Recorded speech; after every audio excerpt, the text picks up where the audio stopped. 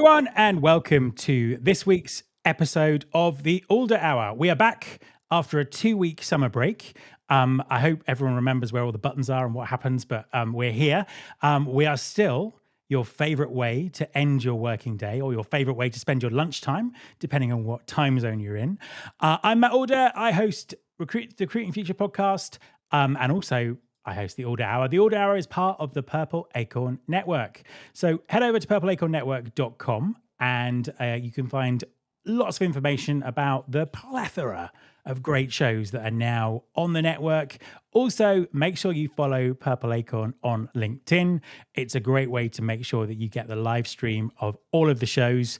This episode will also be available as a podcast wherever you listen to your quality podcasts.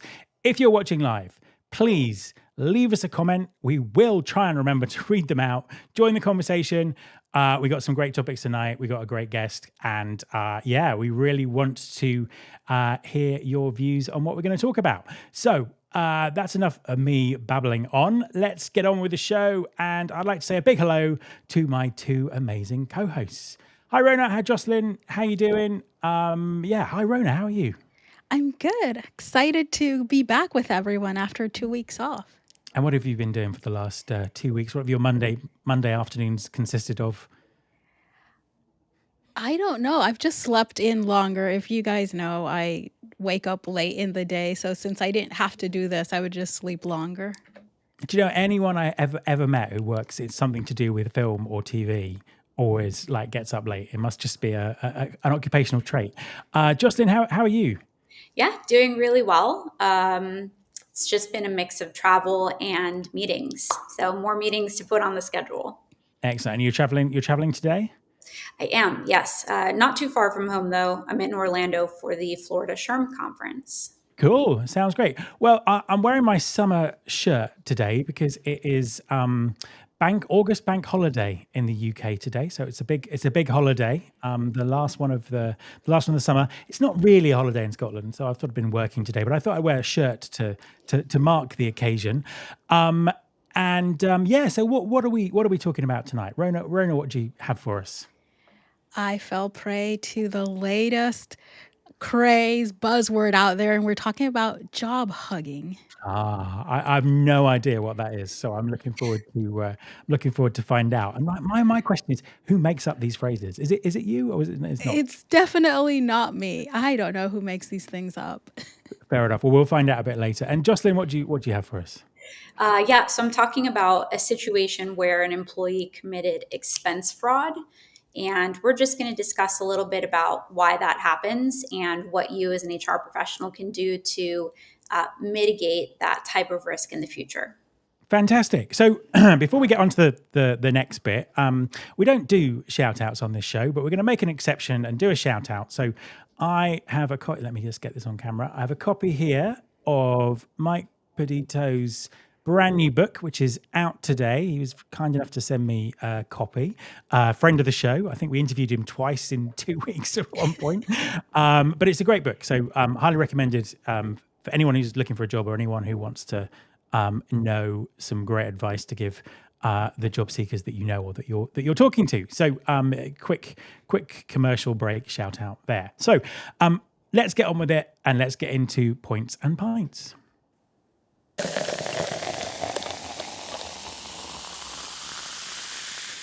Okay, so it's been a couple of weeks, so a quick reminder about what this section is about. We have a couple of articles from the HR news this week that we're going to talk about, and we're going to do that over a beverage of our choice. So my beverage this week is kind of by default because it was the only cold thing I had, and it's quite hot today. So I've had this one about 6 times on the show, but it's the Brewdog Punk Alcohol Free. What does everyone else have? Rhona, what do you have? I'm trying another Trader Joe's one. So I'm trying the, sparkling guava juice beverage. We'll see. You are so far along the way to being a Trader Joe's influencer. Jocelyn, do you have anything for us? Or no, I don't. I will admit that the travel impacted my ability to come with a drink today. So, Rhona, I'm just going to live vicariously through you and your guava. Right. Okay. So let me. I already know what this tastes like, so I don't know why I'm sampling it. But here we go. Let's pour that out. There we go. Oh my God, this is Has it amazing. ever? Is it good? What does it taste like? Guava, Like obviously. guava. It's amazing. It's one of my favorite fruit juices, and this is really good. Cool. So the big tick for the guava. This stuff is the same as ever. My go-to alcohol-free beer. If you are into that kind of thing, highly recommended. So let's get on and talk about the news. So first article. Workday signs definitive agreement to acquire Paradox, the AI company redefining the frontline candidate experience. Now, because we've not been on for 2 weeks, I looked back through the notes of the last show, and last time we were talking about smart recruiters being bought by SAP with the big cliffhanger, who's going to be next? So we already have the answer. It's Paradox and it's Workday. Not perhaps a massive surprise, but an interesting move. First and foremost, huge congratulations to the team at Paradox. Super smart people, Adam and his team, and really nice people as well. So great to see, great to see this happening for them. And again, I think this is the same again. I think we said when we were talking about smart recruiters and SAP, this was a move all about AI and data and the agentic warfare that's going on. And I think that we're on a similar theme here. Workday is renowned for having a TA system that provokes comment quite regularly, not always positive. Paradox is the opposite. It's it gets fantastic feedback in terms of what it does, and also very much this kind of frontline hiring thing I think is a big part of it. So another interesting market move. Rhona, what are your views on Paradox? I was going to say Paradox buying Workday, which would be big news, but Workday buying Paradox. I mean, I think it's a pretty smart move. Like we said, everyone's trying to get into the AI instead of building it and then buying something as robust as Paradox. And I think really the whole front line is where people should be focusing, because really that's where the bulk of hiring is happening. I think it was a super, super smart purchase. Jocelyn, what's your take on all of this? Yeah, I agree. It isn't just about Workday acquiring another AI company. It's, there's a big focus on the fact that they're making a play for massive frontline hiring market. I mean, I think in that press release it said that 70% of jobs were in the frontline space. Wow.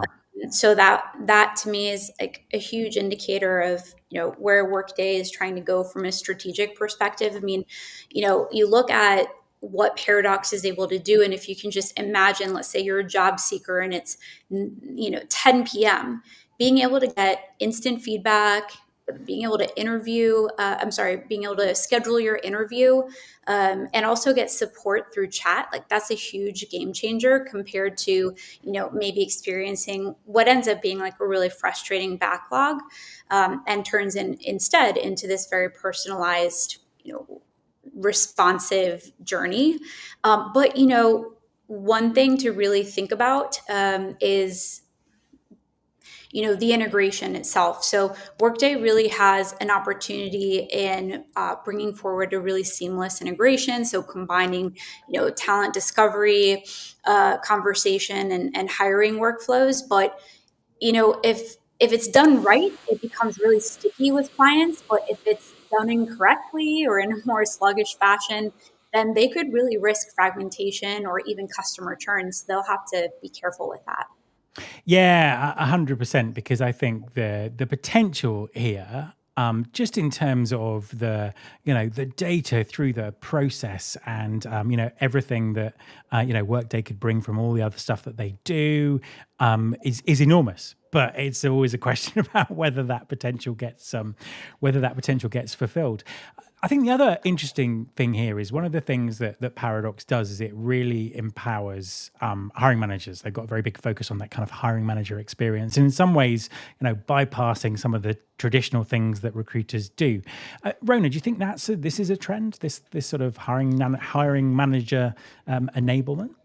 I think so, and I especially in frontline where like speed is really the most important thing. I think this is a trend that we're going to see hopefully bleed into other types of hiring, but definitely when it comes to frontline, that's the most important thing. Yeah, absolutely. And I think it's again, it's another real indication that talent acquisition is being seen quite rightly as the entry point into the employee experience, the start of that process where you start to pick up that data. So yeah, I suppose it sort of leaves me two questions really. One, how is this going to be integrated? Does Workday still have a gap? Will they be going out to the market again? And then, of course, who's next? And like last time, I don't think we're going to speculate, but just some things to think about. Oracle have not bought any kind of sort of TA platform for a very long time. IBM, other ERPs, outliers, Salesforce getting into this kind of market. There's this whole enterprise agentic AI data thing is kind of massive. So I don't think anything would surprise me. I've said that, and now something will happen that surprised me. But I don't think anything will surprise me with this one. Cool. Okay. Well, I'm sure we'll be talking about this again, if not next week, sometime soon. So let's move on to the next one. The day ChatGPT went cold. Now, what's this one about? Well, as you may know, ChatGPT 5 launched. It feels like about 3 months ago, but I think it was about 2 weeks ago, maybe even a week ago. It wasn't very long. And a lot's been made of the launch not being very good. Some stuff about the actual the kind of the software itself not necessarily living up to expectations. Maybe a bit more on that in a second. But the big thing is people are complaining about the loss of personality. And that a friend has been taken away from them. Now, I can't quite empathize with this myself because I didn't really build a strong emotional, personal relationship with GPT-4, but some people did, and it is very clear that GPT-5 is very abrupt in its responses. It doesn't sort of praise you for doing amazing things, and people don't like it, and it's actually forced OpenAI to kind of roll back a bit and sort of reinstate one of the versions of 4 to do that. So I was a little bit surprised by this, but I guess it's this interesting paradox between business to business and the API and GPT-5 powering lots of other companies, and B2C where people obviously want that kind of personality to talk through and a bit of friction there. Jocelyn, what do you think about this one? Yeah, this one was really, really interesting. So, it talks, as you kind of said, about people feeling like GPT-5 is less human than it should be. And, I think it's important for people to realize, especially those creating these types of products, that greater accuracy isn't enough. Like, users value warmth and empathy in AI. Like, the article talks about people actually building romantic relationships with GPT, or end up divorcing their spouse because of whatever it is that, maybe it's the relationship that Wow. they built, or, the advice that was given, who knows. But Yeah. yeah, and so there are kind of some questions you have to think about, like, should human like emotional tone be a design priority, or even does it risk misleading emotionally vulnerable users? So that's one really big thing. And then I think something that people were really upset about, and this was addressed in the article too, was that they removed GPT-4 without any warning. Mm. It was very abrupt. Just all of a sudden, one day, GPT-5 was there, and you didn't have access to GPT-4 anymore. So you have these users that might be emotionally dependent. And so, in ignoring this prep or warning, it could actually impact emotional stability, and that some of the users have really been relying on. So it's quite an interesting thing, and I think we'll hear more and more about AI and mental health. We see these real emotional bonds that are forming with AI, and some of them are detrimental. Mm. Some of them are even seen as like psychotic, like delusions that are triggered by conversations with the model. And then on the flip side, you look at GPT-4, and it's almost, sycophantic Mm. how incredibly complimentary it is. And so where do you draw the line? Where's the balance really in that?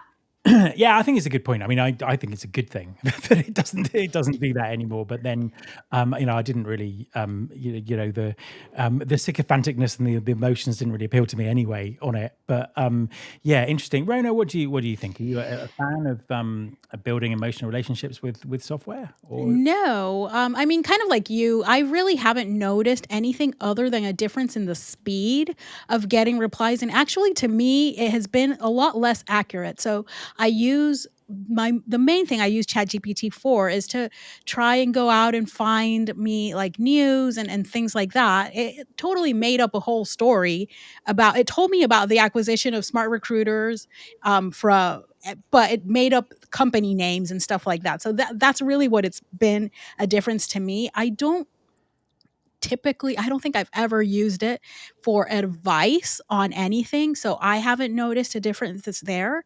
I do think it's kind of concerning, just based on what I've heard online, how many people are using it and relying on it in that way. To me, that's what I saw when reading this article, and like when I hear people online complaining about it, it's like, wait, that's what you were using it for? Like, huh, that's Mm. maybe something we should not be doing.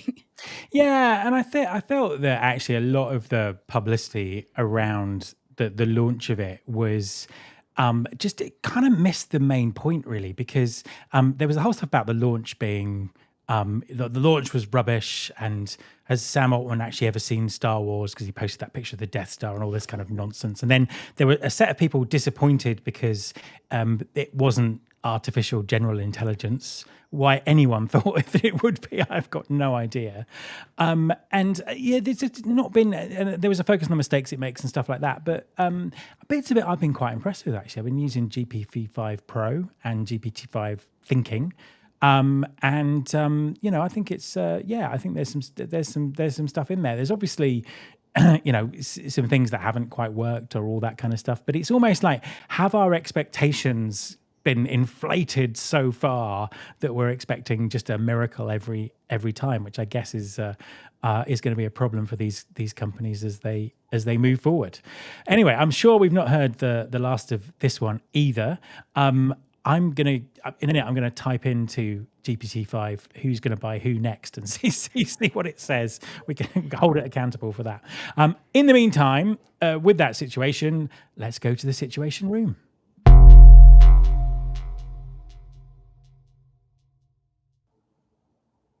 So, hey, Justin, what do you have for us this week?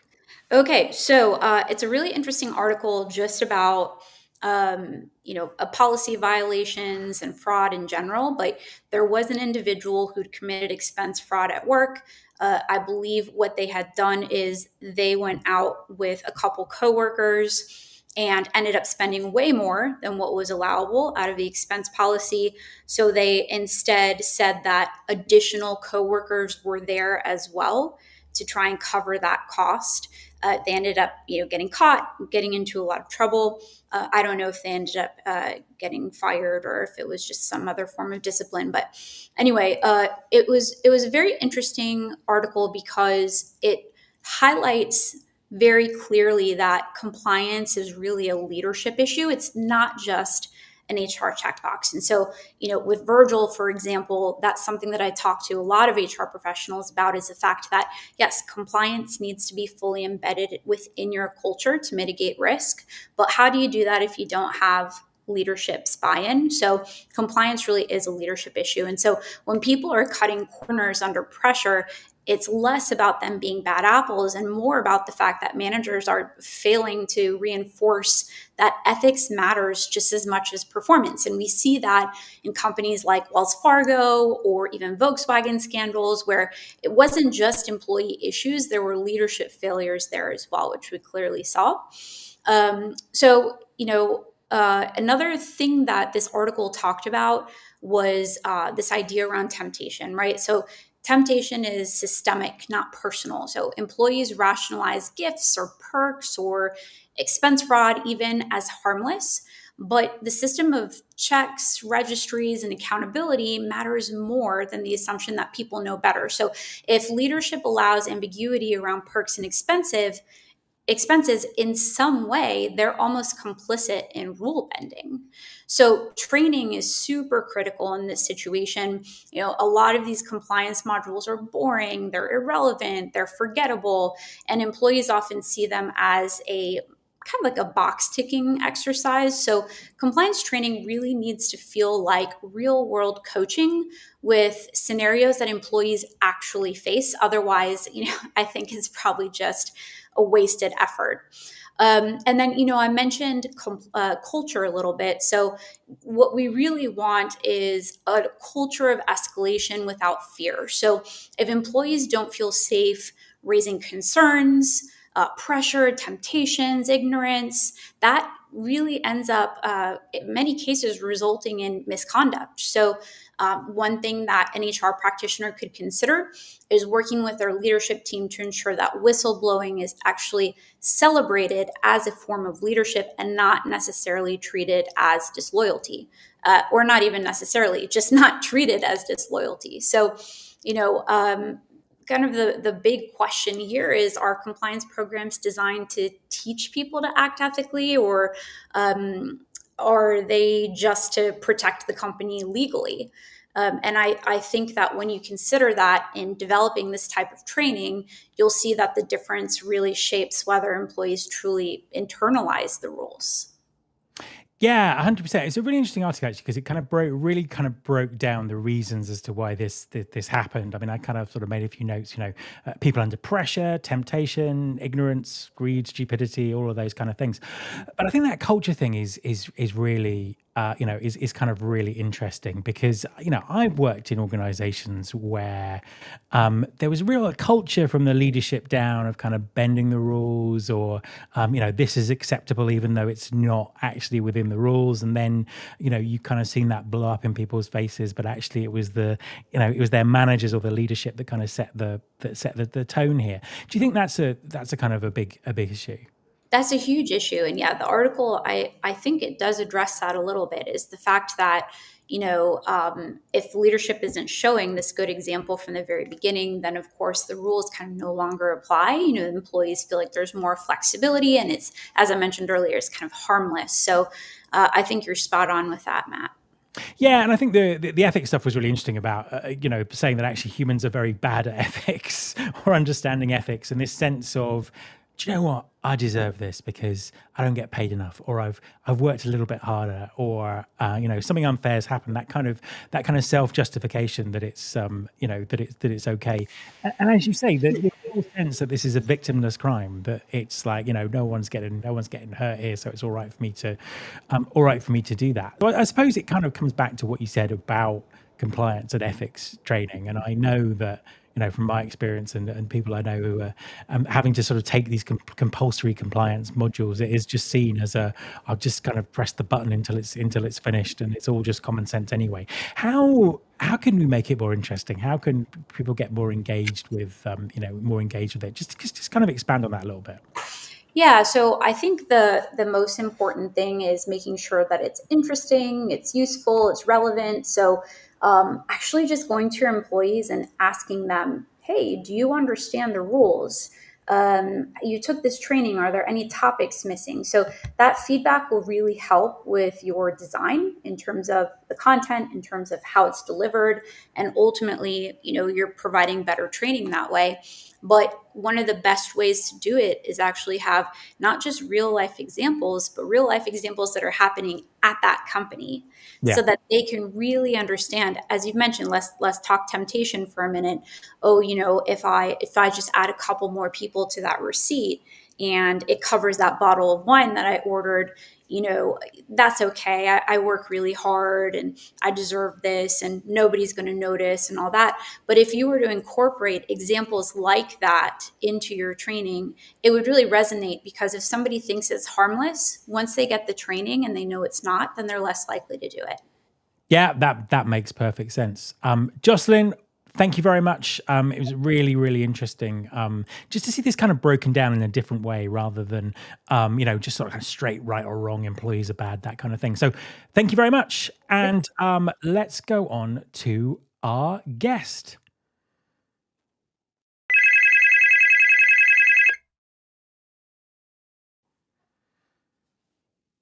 Who is definitely here, because I could see her. I could see her off stage, but we just need to get her on stage. There we are. Excellent. Hi Jess, how are you? I'm great. How are you? I'm very good, thank you. It's good to be back doing this show after a bit of some time off. Anyway, so let's start by introduce yourself, and I'm sure everyone knows who you are, but just in case there are people watching who don't, introduce yourself and tell us what you do. Awesome. So my name's Jess Miller Merrill. I'm also affectionately referred to as JMM. If it's because it's a mouthful, but I run the online community called Workology, and we're committed to online resources for HR, recruiters, and managers. Do a lot of online learning and courses on a variety of topics. No, absolutely. I mean, you've got so much, you've got kind of so much out there and so much going on. And I suppose, with that in mind, you're very much plugged into what's going on out there in the world of HR and recruiting and work and all those kind of things. What are you seeing as the biggest issues at the moment? What's kind of coming up in conversations that you're having and people that you're working with? Well, it's kind of a loaded topic.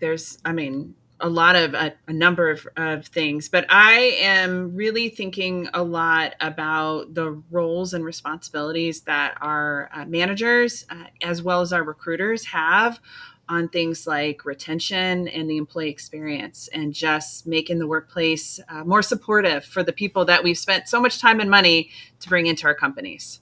Yeah, absolutely. I think it's always kind of been this massive, massive disconnect very often from onboarding onwards in terms of what happens. I mean, break down the problem for us a little bit in terms of how you're seeing it.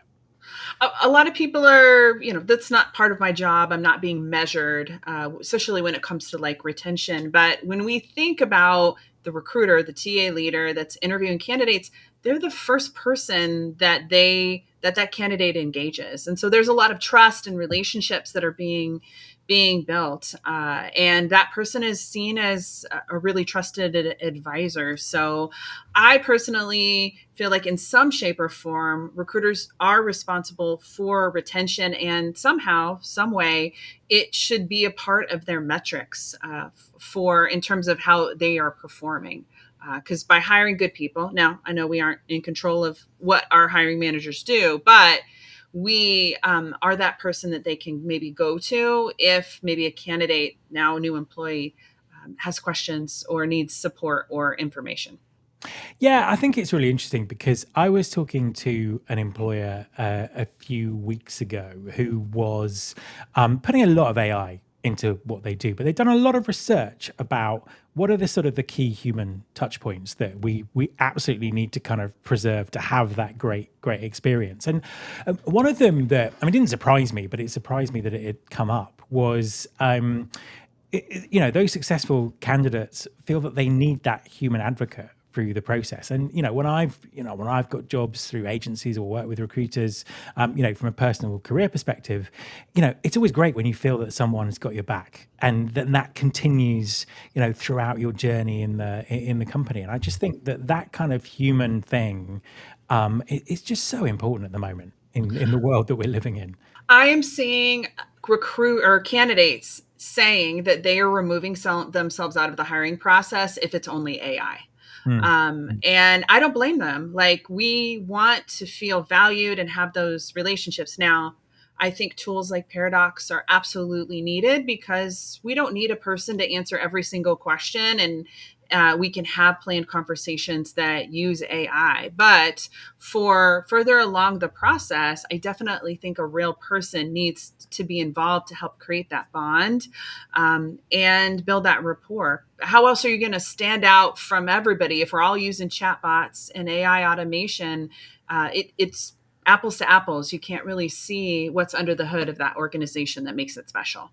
Yeah, 100%. I think it's it's just that kind of realization that the candidate experience connects to the employee experience. In fact, the candidate experience is the first part of the employee experience. And I think that just because of the way that HR is structured and the processes and the software that it uses, it's kind of always seen as, one person or one system handing off to something else. But from the employee's perspective, it's an end-to-end seamless journey. And I just don't think we've ever got it right.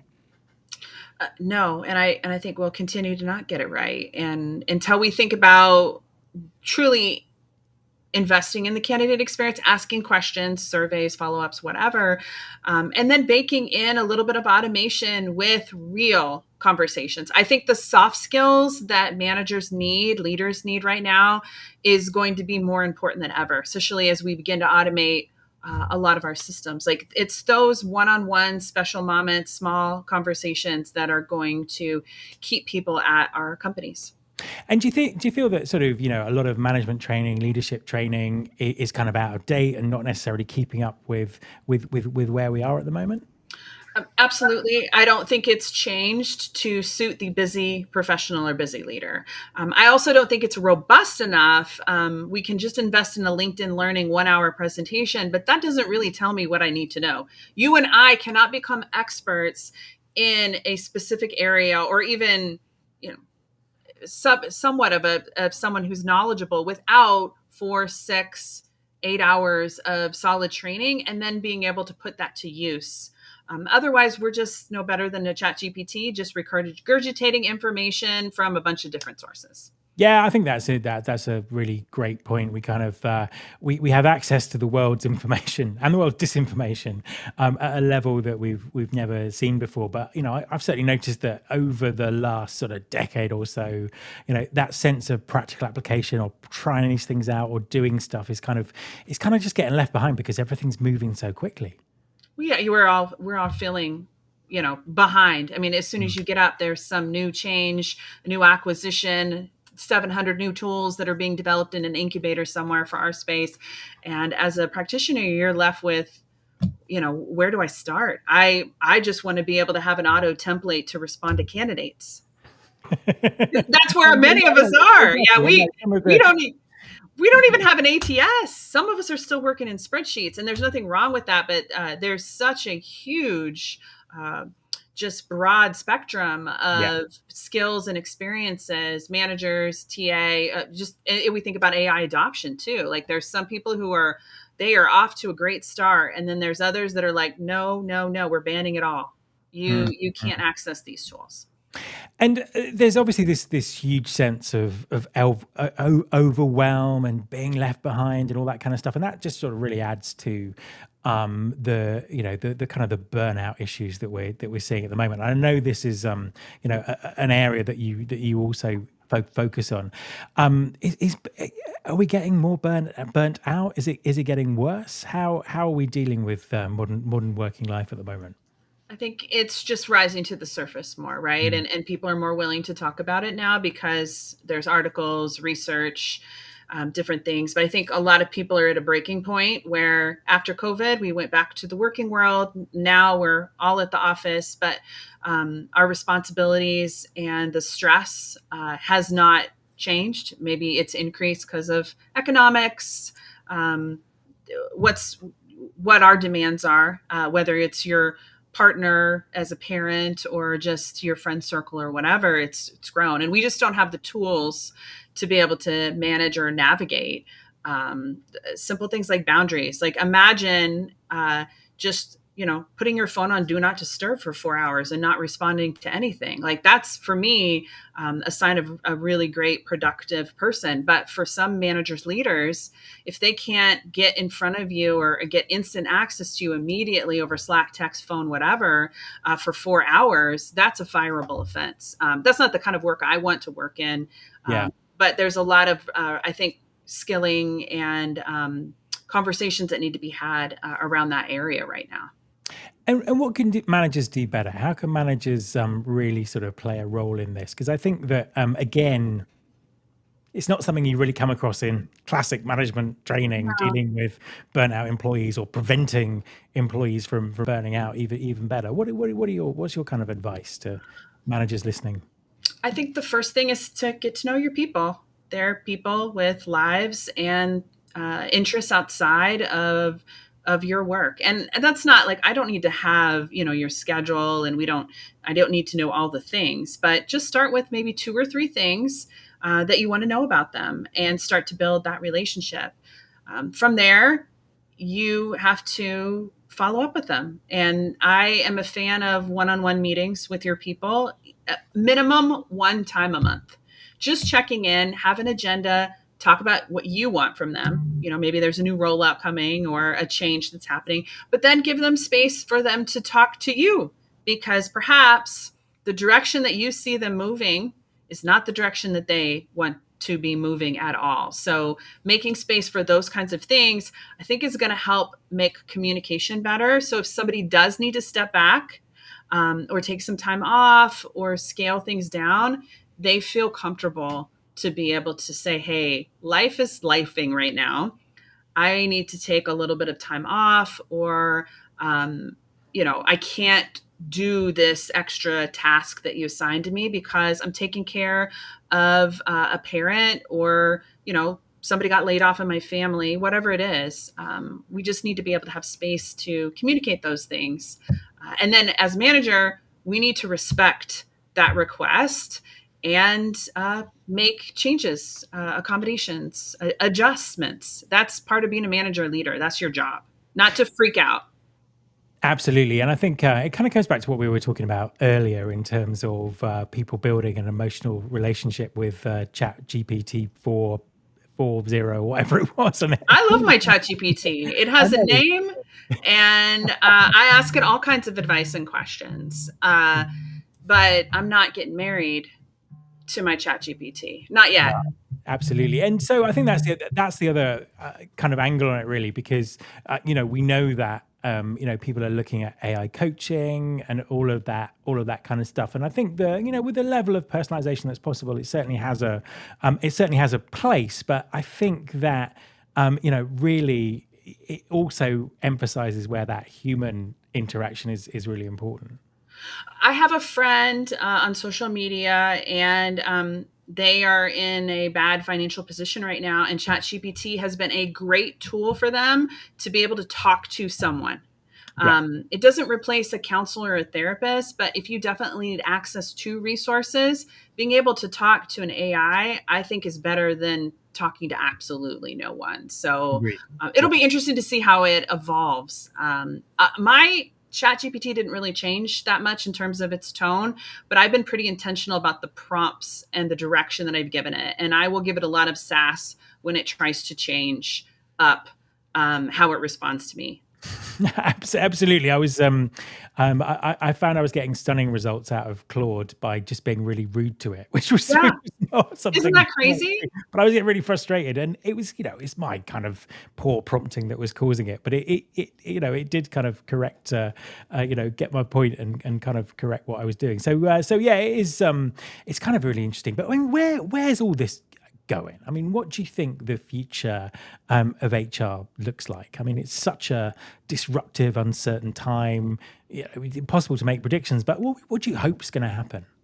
I really hope that all these tools and technology helps us be able to measure what we do, because there's so much in the HR and TA space that is unaccounted for, how we engage and support the organization. So hopefully access to these tools, for example, like an AI chatbot tool that maybe answers frequently asked questions, finally I am measuring the kinds of questions that come in. It's like the Google Analytics of employee questions. So now I have data, and your boss might be surprised of the number of questions that are being fielded in the chatbot. Until I started recording, which I never had.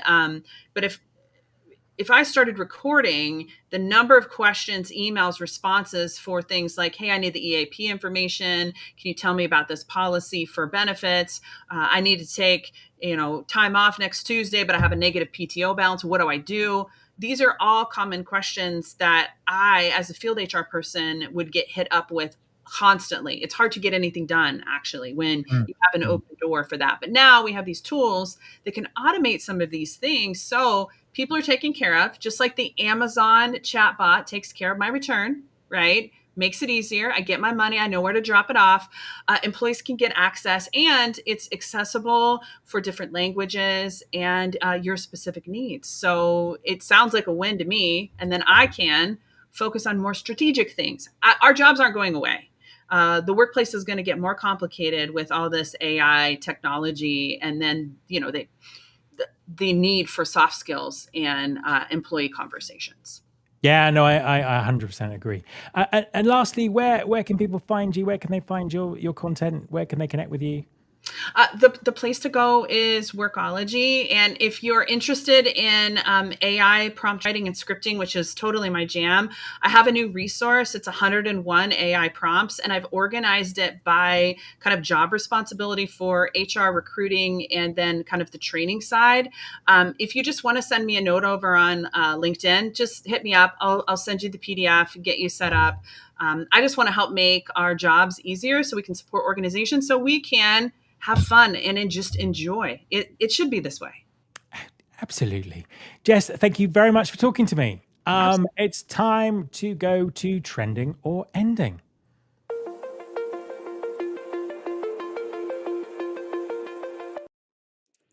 So everyone is talking about this new trend. It's called job hugging. Basically, it's Gen Z holding on to jobs longer instead of hopping like millennials did. And companies are framing it like it's loyalty. Like suddenly they've cracked the code on retention. But let's be real, it's not loyalty, it's survival. People aren't hugging on to jobs because you've built this amazing employee experience. They're staying because 800,000 people in the US alone got laid off this year. AI is coming, or it's positioned as AI coming for entire departments. Their rent is $3,000 a month, and the job market is really a hot mess. It's really giving hostage situation. While companies might be celebrating fake retention, your employees are quietly seething. They're updating their LinkedIn profiles, building side hustles, and they're networking like their lives depended on it, because they're not hugging their jobs, they're death gripping them until something better shows up. And the problem with all of these articles and everyone branding it as loyalty is it gives employers a false sense of security. If you think job hugging means you can coast on culture, benefits, or career development, you're really setting yourself up for failure. Because when this market turns, and we all know that markets turn, you're going to realize that those impressive retention numbers were just employees making time until they could safely jump ship. So, yes, job hugging is trending right now, but the real story isn't in your retention dashboard. It's in the exit interviews that you're about to have. What do you think, Matt? Is it trending or ending? Yeah, I love the phrase fake retention better than job hugging. I can't even say it. Job hugging. Yeah, no, I think I agree with everything you say there. It's kind of interesting as well, because we've had all this stuff about excuse me, we've had all this stuff about Gen Z. They favor work-life balance. They have no loyalty to their employer, and this seems like a complete turnaround from that. But those kind of traits are always going to be still there. What was interesting from the article that I was reading about this is there was a quote that said, what's happening now is most Gen Z workers plan to stay put for the next 6 months. Now, when I was entering the workforce, it was 5 years that you were supposed to stay put for. So that kind of systemic change is kind of working through. And you're absolutely right. I mean, this happens, whenever there's any kind of downturn or issue with the employment market, and there's just a period where economic reality kind of trumps everything. I didn't use that word on purpose. Trumps everything, and just the necessity. The necessity is that people have to do that. But it just does saves up that resentment.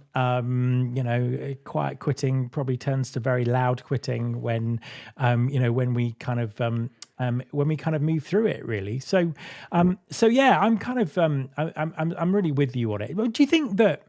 Do you think employers really buy into the fact that things have changed and people are genuinely job hugging because they love their job? Do you think that people really think that? I think there might be some people.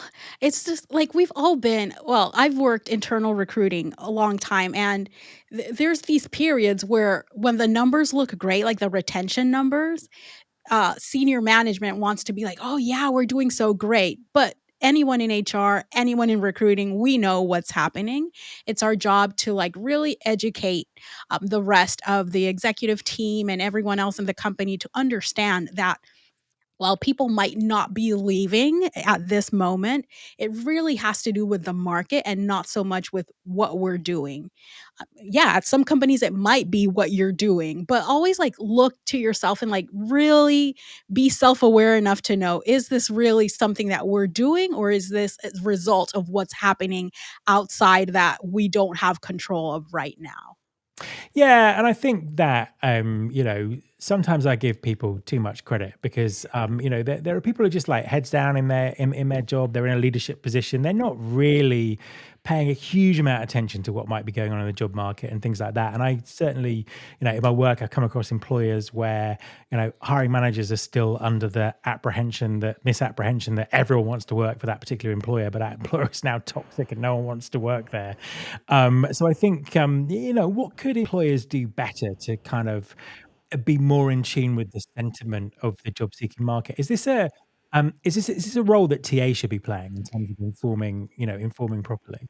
100%. I'm of the school, kind of like what Jess was saying, that retention is a recruiting metric. And I get a lot of hate for that. And a lot of people disagree with me. And the teams that I've managed, it's been a friction because I come in and I'm like, where are the retention numbers? This is a metric that we at least co-own, but in my mind, we're very responsible for. So yeah, companies really have to have these conversations, and I think TA needs to involve themselves in it. What I've experienced is usually retention is just something that people just talk about like, "Oh yeah, and we're either doing good or we're either doing bad," but there's no real like, "Okay, what does this mean? Who owns this? Who's working on this actively?" And that's really where we have to move towards.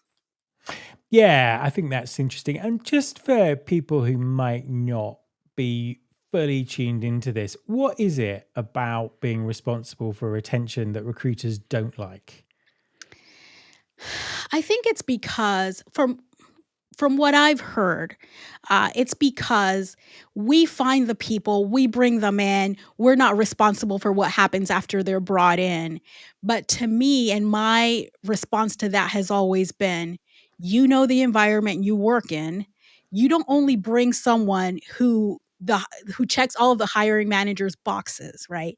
If you know that the hiring manager you're hiring for is an a-hole, bring someone who's okay with working for an a-hole. Don't bring someone who's good but it would be totally sensitive to that, right? Yes, as a recruiter, you probably can't change how that manager acts or whatever, but you know enough about that person to go find someone with the skills plus the emotional or whatever fortitude or desire to work in that specific type of situation. That's why I say that recruiters are responsible for retention as well.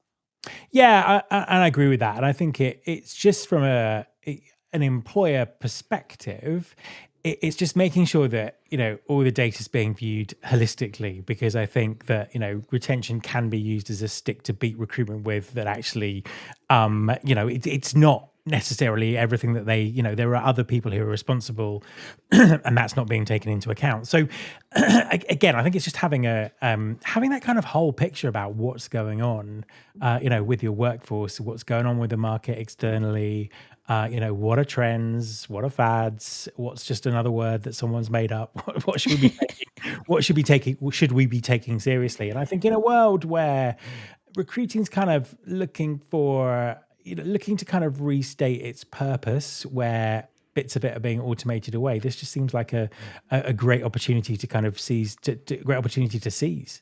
Yes, 100%. I think in this world where AI is really, or I shouldn't say AI, or where it's positioned as AI coming for our jobs, the places where recruiters can really make an impact and really show value is look at onboarding and retention. Those are places that we historically try to stay away from, but we could really put a big or have a big impact on. No, 100%. So I think I don't know, is this trending or ending? How would we describe it? It's kind of trending, but it will soon be ending. Is that what you? Yeah, it's just a new name for what has happened since forever. Whenever the market is the way it is, people are smart and they hug onto their job. They're just smart. And I don't think this new generation in the workforce has changed its view on everything overnight because of it. Much as some older cohorts would hope they would, but I don't think that's going to be the case.